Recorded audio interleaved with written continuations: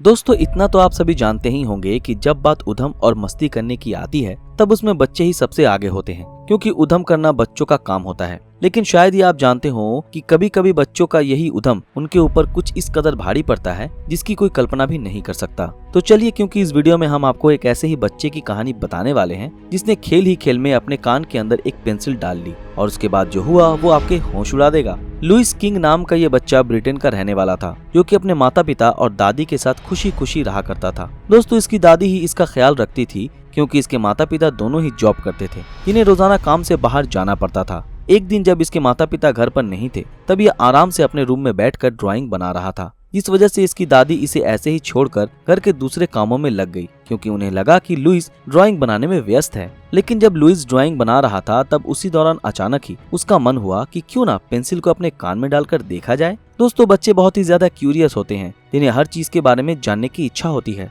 इसी तरह लुइस भी ये जानना चाहता था कि आखिर कान में पेंसिल डालने से क्या होता है। हालांकि जिस तरह की क्यूरियोसिटी लुइस दिखा रहा था, अक्सर इस तरह की क्यूरियोसिटी 4 साल से कम एज के बच्चों में देखने को मिलती है, क्योंकि 4 साल से ज्यादा एज के बच्चों में ये समझ आ जाती है कि उन्हें किसी भी चीज को अपने नाक, कान और मुंह में नहीं डालना है। लेकिन इधर लुइस की एज करीब 10 साल होने के बावजूद भी उसने ऐसा अजीब डिसीजन लिया और नेक्स्ट मोमेंट में एक छोटी सी पेंसिल अपने कान में डाल ली। दोस्तों पहले तो लुइस ने सोचा कि वो अपने कान के अंदर गई इस पेंसिल को बड़ी ही आसानी से बाहर निकाल लेगा, पर जब उसने ऐसा करने का ट्राई किया तब उसके हाथ नाकामी ही लगी, क्योंकि वो पेंसिल बहुत ही ज्यादा अंदर जा चुकी थी। अब लुइस को कुछ भी समझ नहीं आ रहा था और वो बहुत ही ज्यादा डर गया, जिसके बाद उसने तुरंत ही ये बात अपने दादी को बताई, जो कि बाहर के रूम में काम कर रही थी। जब लुइस की दादी शीला ने इस बारे में सुना तब पहले तो उन्हें ये मजाक लगा, पर जब उनकी समझ में आया कि लुइस सच बोल रहा है तब उनके होश उड़ गए और वो बहुत ही ज्यादा डर गई, क्योंकि इस वक्त लुइस के माता पिता भी घर पर नहीं थे और उन्होंने लुइस की देखरेख की सारी जिम्मेदारी उसके दादी को ही दी थी।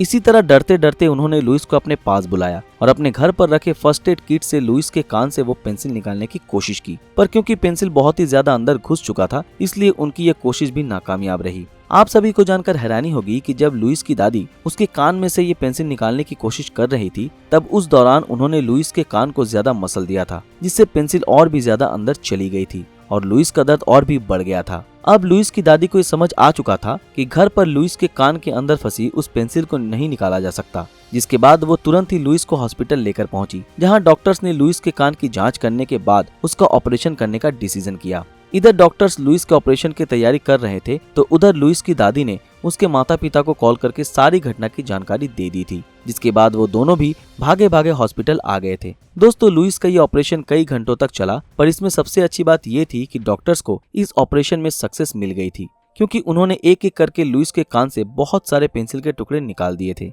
लेकिन एक और बात जो डॉक्टर्स को अब भी परेशान कर रही थी वो था लुइस का अब भी अनवेल महसूस करना, क्योंकि उसके कान में अभी भी थोड़ा थोड़ा दर्द हो रहा था, जिसको देखकर डॉक्टर्स ने दोबारा लुइस के कान की जांच करने का डिसीजन लिया। आप सभी को जानकर आश्चर्य होगा कि जब लुइस के कान की दोबारा जांच हुई तब डॉक्टर्स को उसके अंदर वो मिला जिसे देखकर उनके होश उड़ गए। जी हाँ दोस्तों, क्योंकि वो चीज कुछ और नहीं बल्कि एक बैटरी या कह लें सेल थी, जिसे शायद लुइस ने कई साल पहले अपने कान में डाल लिया था, क्योंकि घड़ी का ये छोटा सा सेल पूरी तरह से बेकार दिखने लगा था। खैर जब डॉक्टर्स ने इस सेल के बारे में लुइस से पूछा तब उसको ये याद भी नहीं था कि ये सेल कब से उसके कान में है। दोस्तों इस बैटरी की वजह से न सिर्फ लुइस के कान के अंदर इन्फेक्शन हो गया था बल्कि उसका ईयर ड्रम तक फट गया था, क्योंकि ये सेल उसके ईयर ड्रम पर जाकर लगा था। डॉक्टर्स की माने तो अगर ये सेल ऐसा ही कुछ और दिन तक लुइस के कान के अंदर रहता तब वो अपनी सुनने की क्षमता को पूरी तरह से खो देता, पर किस्मत से ऐसा कुछ भी नहीं हो पाया और ये दिक्कत सिर्फ ईयर ड्रम तक ही सीमित रह गई, जो कि 5 से 6 वीक में अपने आप ही फिर से रिपेयर हो जाता है।